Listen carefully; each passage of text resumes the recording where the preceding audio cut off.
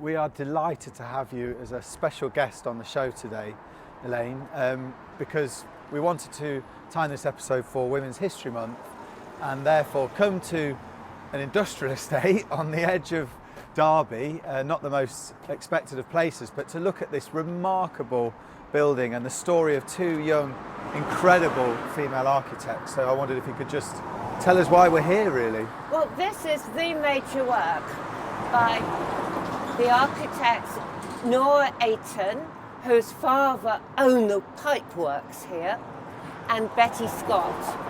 And it was a piece of design celebrating the innovative products and innovative manufacturing in Derby, as well as a classic example of parents providing an opportunity for young architects to get going. But this would have been at the cutting edge of modernist design. Completely at the cutting edge. It's the earliest office connected with a factory in Britain. Wow. In the modern style. Wow. So let's go and have a look inside. We should.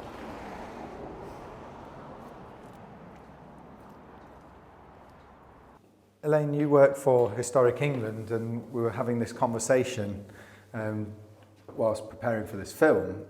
You told me this fascinating fact that your colleague, when listing this building, said it was the first building he'd listed by a woman architect. And he'd worked for Historic England for over 20 years at that time. So it shows how rare they were. But by the 1920s, there was a group of women coming through the Architectural Association in London who had accepted women only in the First World War because they were short of men students to pay the fees. Interesting.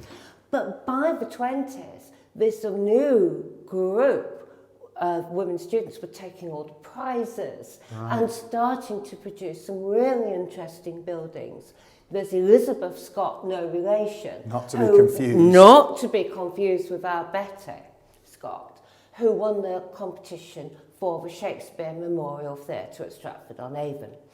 But Nora and Betty, more traditionally, were reliant on their parents providing their first jobs, which is how most architects start out. And so with these two young women, how are they coming together? How do they meet? They met as students. So Nora Aiten started studying maths at Cambridge and switched to architecture, which only has a 3-year course at Cambridge, so she had to go on to London to the Architectural Association to complete her course. And there she met Betty Scott, who had won several prizes for study and travel. So she was one of the leading students in the class. And all of this is at a time when, women don't achieve universal suffrage until 1928. It's an incredible constraint. Which is when they're qualifying as architects. So if they're born in 1903, 1904, then 1931, they are 28 when they designed this building. Yeah. It's incredibly young to be producing such a sophisticated modern design. Yeah. Let's look a bit more at the details then. And it's just incredible.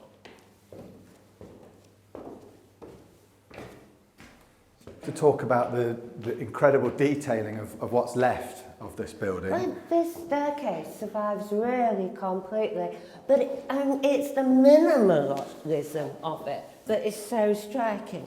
And chrome alloys had really just come in the 1920s, so which is why you get so much of them in cinemas and modern buildings at the time. But that is minimal detailing. It is so incredible. There's no newel post or anything. It's just absolutely hanging in the air. And you think they found this? You think they found this on their travels abroad, working through Europe, looking at detailing? Exactly. And they were incredibly well travelled, the two young girls. Nora had been across Europe with her parents. I suppose father looking at factories and industrial methods. She's looking at buildings. They've been to the Paris exhibition of 1925, which gave us the Art Deco movement, effectively, and the Stockholm exhibition in 1930, which launched modernism across Scandinavia. So they'd seen this kind of detailing, but to bring it to Derby, and I suppose using Dad's products. Yeah, you were also mentioning that in discussion earlier, that this is possibly his own wares. He's doing pipe work, steel work, so, what better advert is there? And further in our discussions, this idea that would it be fair to describe this as the first truly modernist, rationalist industrial building in the UK? You said there were other smaller manufacturers elsewhere, but they were using a more Art Deco emphasis, perhaps an American style. Is there something different here? Is there something new here? I think this is the sort of detailing you'd think of with Czechoslovakia, Germany, places that were reinventing themselves as countries. Czechoslovakia, a new country, so modernism was a new expression, and that's where this kind of detailing comes from, whereas a lot of industrialists were really turning to America, and that Art Deco is still semi-classical tradition for doing something that was opulent and modern rather than stripped. So is this reflective of any particular political values, perhaps? Are we bringing in something more revolutionary here?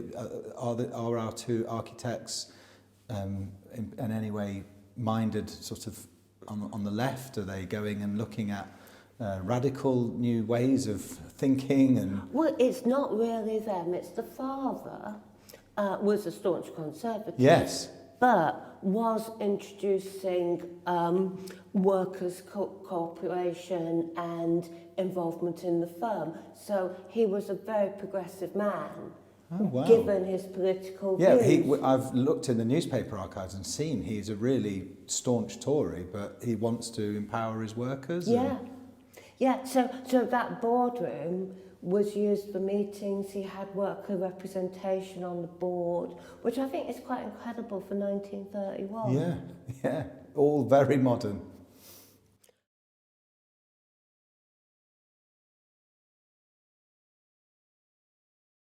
Where does this take them then? How does their story continue and finish, really? Their story really finishes here. We don't really know what the practice did thereafter. Really?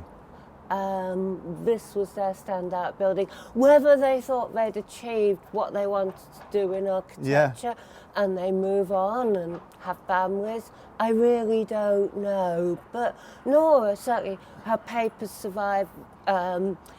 She died about 1994, so, 89, but her archive was discovered by Lynn Walker in 1994. Who we've got to give thanks to for these beautiful photographs, her fascinating article in the 20th Century Society.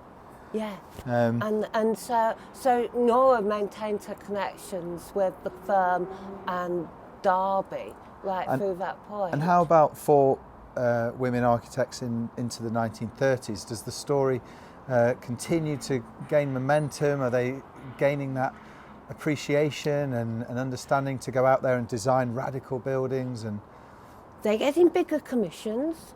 They're not necessarily getting any more radical commissions than this. They're a mix of larger public buildings, which Elizabeth Scott does with Shakespeare Memorial Theatre, and then she does work at Cambridge because she's thought it was right to have a woman architect at Women's College, so she does extensions to Newnham.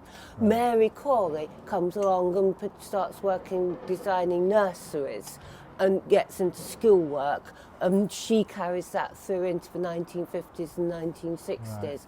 So there's a steady momentum, but you notice much more that while in the 30s women are working on their own, in the 40s and 50s you see the establishment of husband and wife partnerships that take the story forward into the mainstream. Okay, and perhaps the last thing to say here is, you just mentioned this word radical, and you said this was a radical building. Just less than 10 miles away, back towards Nottingham, our hometown, is the Boots D10 building, which was built almost at the same time and is another truly radical building. And truly radical and much better known. Yeah. Because it's for a big company. And though even growing up in Beeston, I had no idea that the interior Was as it is, and that the building was as important. Well, as Elaine, it is. I am privileged to say I think we should go and have a look at it I think we're together. going to go and see it.